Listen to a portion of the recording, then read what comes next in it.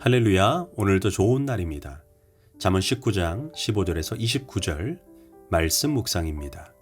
오늘은 분노를 다스려야 합니다 라는 제목으로 말씀을 나누도록 하겠습니다. 우리가 인생을 살다 보면 분노할 일이 생겨납니다. 그런데 분노는 나쁜 것일까요? 아니면 분노를 해도 좋은 것일까요? 성경은 분노 그 자체를 죄라고 명시하지는 않습니다. 사람이 인생을 살면서 분노하지 않고 살면 좋겠으나 어떻게 분을 내지 않고 인생을 살 수 있겠습니까? 분을 너무 참으면 몸이 그것을 기억했다가 암이나 질병으로 전환이 되는 것입니다. 성경도 분을 인정합니다. 에베소서 4장 26절에서 27절은 분을 내어도 죄를 짓지 말며 해가 지도록 분을 품지 말고 마귀에게 틈을 주지 말라. 즉 분노를 하되 성경은 한계 지점을 분명하게 명시합니다. 해가 지기 전에 화해를 해서 분을 품은 채 잠자리에 들지 말라는 것입니다. 그러지 않으면 결국 마귀에게 문을 열어주게 된다는 것입니다. 하나님 말씀대로 살려고 노력하는 부부가 있었습니다. 그런데 이 부부를 보면 싸우기도 잘하고 다투기도 잘합니다. 그런데 화해도 기가 막히게 잘합니다. 어느 날 목사님이 이 부부가 서로 싸우다가 금세 화해하고 웃는 모습을 지켜보고 다가가서 물었습니다. 집사님 부부는 화해를 참 잘하시는데 그 비결이 무엇입니까? 남편 집사님이 이렇게 답을 합니다. 목사님, 그거 아주 간단합니다. 저나 아내가 이렇게 말하면 저희 부부는 금방 화해합니다. 여보, 해가 지려는구려. 만일 제가 이렇게 말하면 아내는 즉시 그래요, 알았어요 라고 대답합니다. 이 부부는 분을 내어도 죄를 짓는 단계까지 나아가지 않습니다. 아주 지혜로운 부부입니다. 분노는 오래 품고 있을 때 해결하기 어려워질 뿐 아니라 마귀에게 통로를 열어주게 됩니다. 그래서 성경은 분을 내는 것을 허용하지만 분을 오랫동안 품고 있지 말라고 경고합니다. 잠언 19장 19절에서 노하기를 맹렬히 하는 자는 벌을 받을 것이요 라고 말합니다. 분노를 하는데 다스리지 못하고 맹렬히 하는 자는 결국 벌을 받게 된다는 것입니다. 즉 자신을 파멸로 몰아넣게 된다는 것입니다. 창세기 4장은 분을 품는 것이 얼마나 무서운 일인지를 우리에게 보여줍니다. 하나님께서 아벨의 제사를 받으셨지만 가인의 제사는 거절하셨습니다. 그때 가인의 태도에 대해 성경은 이렇게 말을 합니다. 가인과 그 제물을 받지 않으신지라. 가인이 몹시 분하여 안색이 변하니 하나님께서 가인에게 이르되 너가 분노함이 어찌 됨이며 안색이 변함이 어찌 됨이냐. 그러면서 하나님께서 가인에게 너는 분노를 다스려라 라고 말합니다.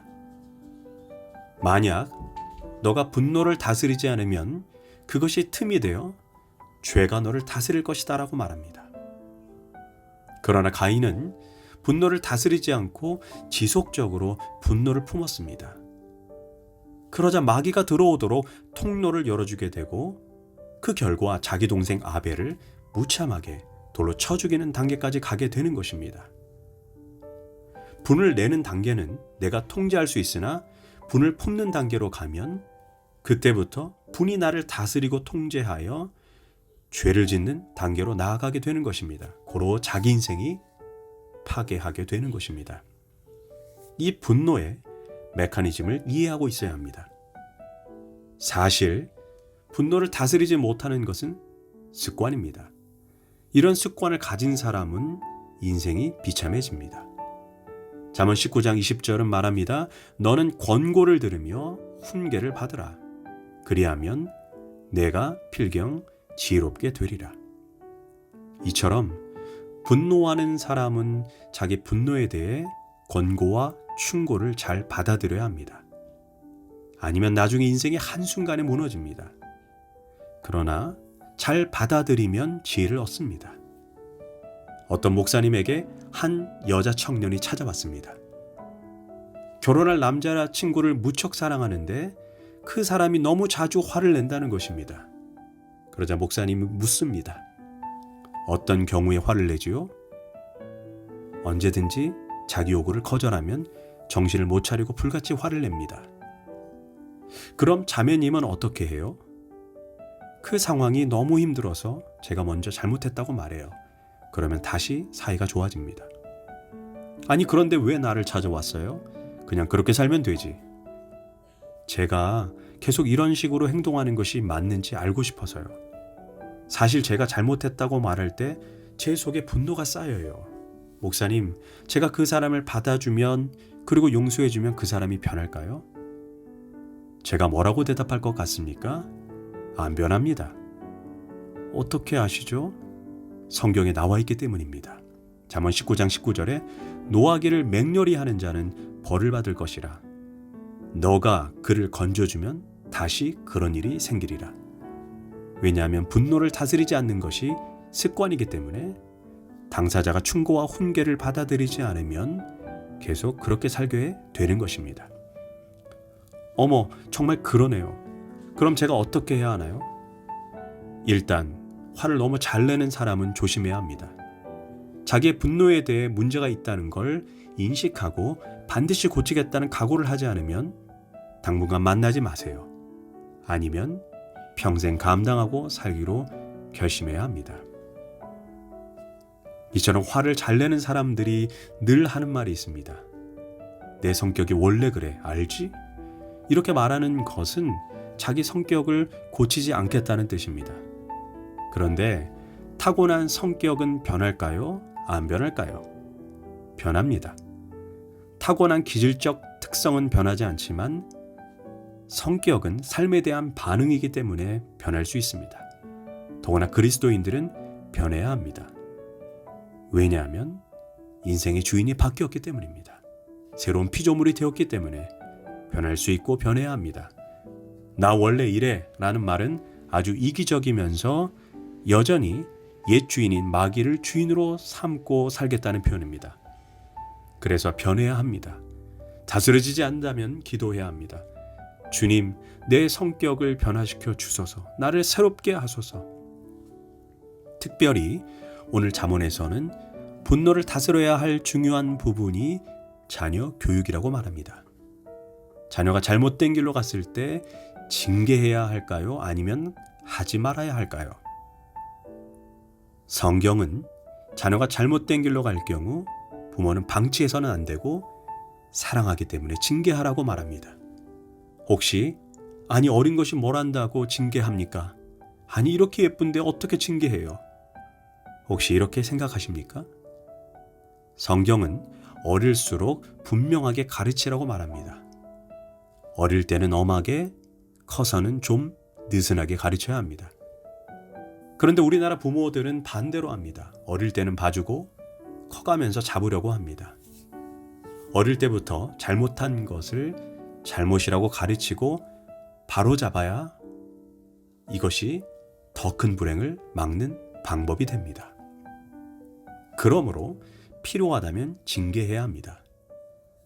그러나 징계를 하더라도 부모가 분노를 다스리면서 해야 합니다. 18절은 이렇게 말합니다. 너가 내 아들에게 희망이 있는즉 그를 징계하되 죽일 마음을 두지는 말지니라. 쉽게 말해 분을 내더라도 도를 넘지는 말라는 것입니다. 사실 어느 부모가 자식을 죽이려는 마음을 가지겠습니까? 그러나 분노를 다스리지 못하면 그렇게 될 수 있습니다. 아, 나는 자녀에게 그럴 리가 없다고요? 아닙니다. 우리가 분노에 사로잡히면 이런 말을 쉽게 하지 않습니까? 저거 괜히 태어나가지고 말썽이야. 저것만 없으면 세상 편할 텐데. 사실 때려야만 죽이는 게 아니라 말로 자녀를 죽일 수 있습니다. 어떤 분이 평생 대인기피증을 앓고 있었습니다. 그 이유가 어릴 때 사촌동생하고 물장난하다가 부모에게 들은 그 한마디로 인해 생겼다고 합니다. 안타깝게도 사촌동생이 물놀이를 하다 자기 눈앞에서 물에 빠져 죽게 됩니다. 어른들이 달려와서 동생을 끄집어내었을 때 그 동생은 차디찬 시체가 되었습니다. 아버지가 너무 화가 나서 차라리 너가 죽었어야 했어 라고 야박하게 한마디를 던졌습니다. 그런데 그 말이 이분의 인생을 평생 사로잡았습니다. 그리고 그 평생 상처가 되어 차라리 내가 죽었어야 하는데, 이 말이 이 사람의 인생을 파괴시킨 것입니다. 자녀에게 징계는 필요하지만 부모가 분을 다스리면서 훈계해야 합니다. 또한 자녀를 징계하기 전 징계하는 이유를 자녀에게 명확하게 알려주어야 합니다. 내가 너를 징계하는 것은 너를 사랑하기 때문이다. 왜냐하면 너가 또다시 잘못된 길에 들어서는 것을 누구보다 바라지 않기 때문이다. 이처럼 분명한 징계 이유 없이 감정에 따라, 혈기에 따라하면 아이는 나중에 부모를 평생 원망하는 아이로 자라나게 됩니다. 기도하겠습니다. 주님, 분노를 다스리게 하시고 해가 지도록 분을 품지 않도록 내 마음을 인도해 주시옵소서. 특별히 자녀 교육에 있어서 분을 잘 다스리게 하소서. 예수님의 이름으로 기도합니다. 아멘.